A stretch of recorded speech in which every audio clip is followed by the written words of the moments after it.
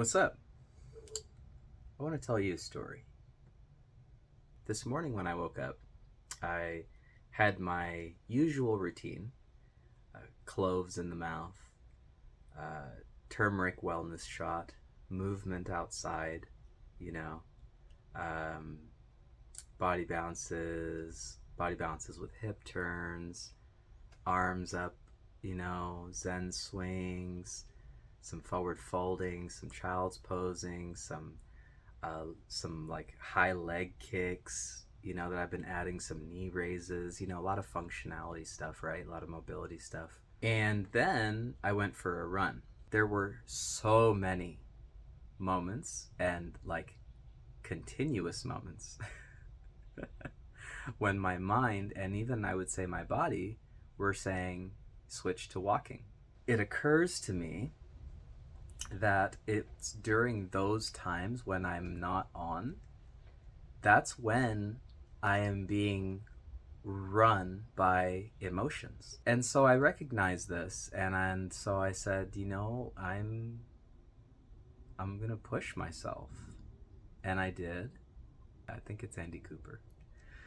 But anyways, he always takes videos of himself on his runs, especially like in the heat or hiking, and he'll always be like, do the hard thing because it'll make the rest of life easier.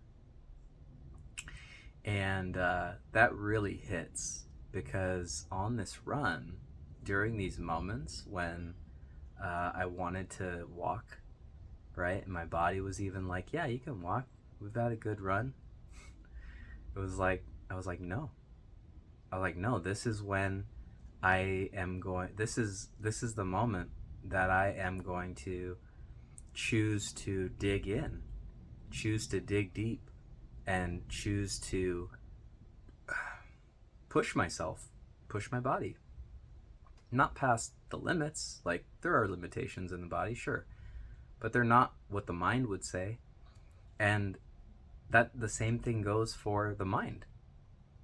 Whether it's in business or relationships or whatever, like we are limitless, really. So it's like there's really not any truth in those moments when like the mind wants to quit. And even like if and when the body wants to quit, it was when I pushed myself. I got in touch with my primalness, and like I was like, oh, I like this. I like this side of me. Like, this feels like power. This feels like fortitude. This feels like more like what we're capable of, So, that is my story. And like, I'm pumped. And what I was going to come to with the beverage choice, is I haven't had any caffeine yet today, right? And yes, there's like some fake sugars and stuff in this. Yes, absolutely there are. So it's all good, whatever. I like it. And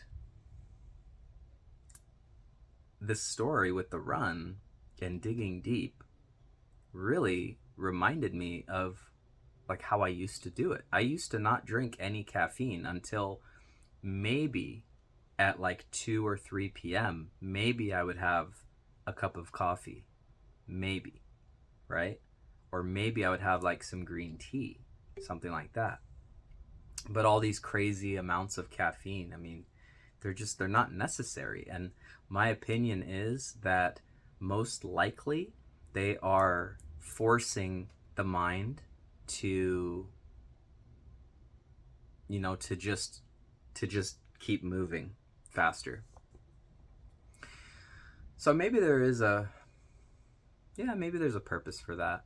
Maybe if we're like, yeah, you know what, I want the end result of this action, I'm not crazy about what it's going to take to get there, let me drink some caffeine and I can power through it. So I could see that.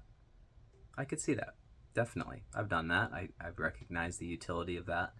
But just like, I really don't believe it's meant to be like an everyday thing. You know, to me, my mind goes to, if I'm flooding my system with caffeine every single morning, like, what is that doing to the narrative that I'm telling myself and my spirit about how I'm spending my moments, like about what I'm creating? It's like, that's going to tell myself a story that, like, I don't like what I'm doing. You know? At least that's just my perception. I don't know. Always open to discussion, guys. Like, I don't believe I have all the answers. Like, we're just sharing our authentic selves, always open to conversation, especially from differing viewpoints. We're all on this journey, we're all students. So let's please always welcome, conversation. Especially, like, I can't speak for anyone else, but for me, I think that's one of the recipes for sure for continuing to progress for the collective and individually. So that is just my take. But that ain't no avid.